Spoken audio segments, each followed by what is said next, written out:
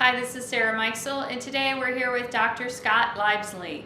He is the Idaho Deputy State Veterinarian. So thanks for being with us today, Scott. Thank you for having me. Very good. Tell me a little bit about Johne's disease. Johne's disease is caused by a bacteria, Mycobacterium paratuberculosis. It's a long name, which is why I prefer to call it Johne's. It's a bacteria that is acquired by typically cattle and resides in the small intestine.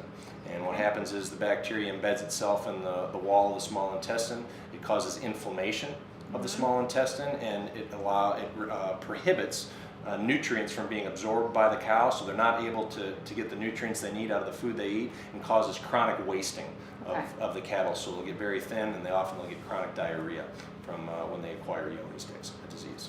Got it. Now, what's kind of the financial impact that Johne's can have on a dairy operation? So Johne's disease, we very commonly see it in dairies.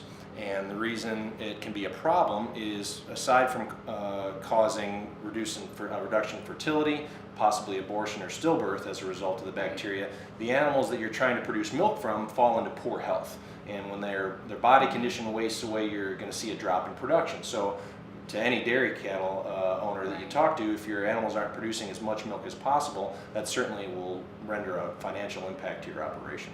Very good. So when you think about monitoring or surveillance for Johne's disease from a diagnostic standpoint, what are the options?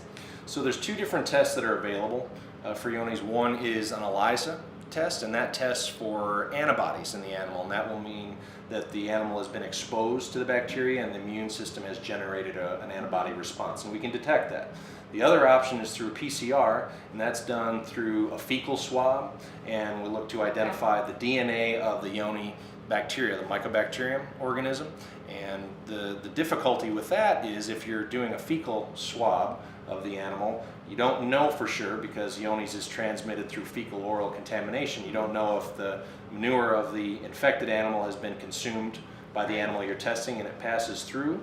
Very good. So from a diagnostic testing standpoint, there's a couple different options, it sounds like, to figure out what's going on in the herd on a regular basis.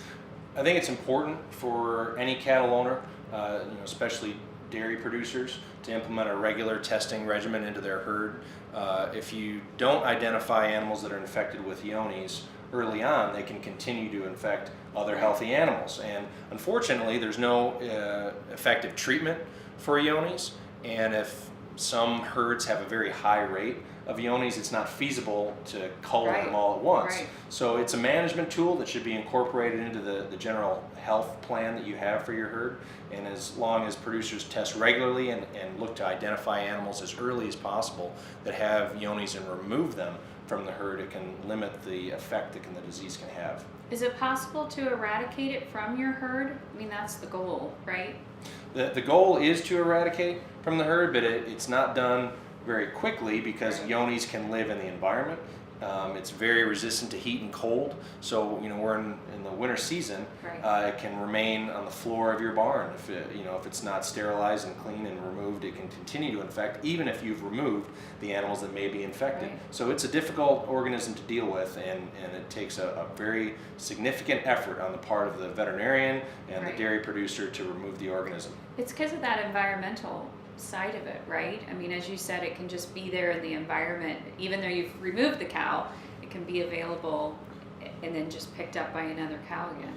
Johne's is a very robust and resistant bacteria, and it can exist outside of the cow for a long time. So it's not just the cattle you need to be worried about, and that's why it can have a large financial impact, and it takes a extended and routine, regular management effort on the part of the owner to stay vigilant to keep Johne's out of your herd.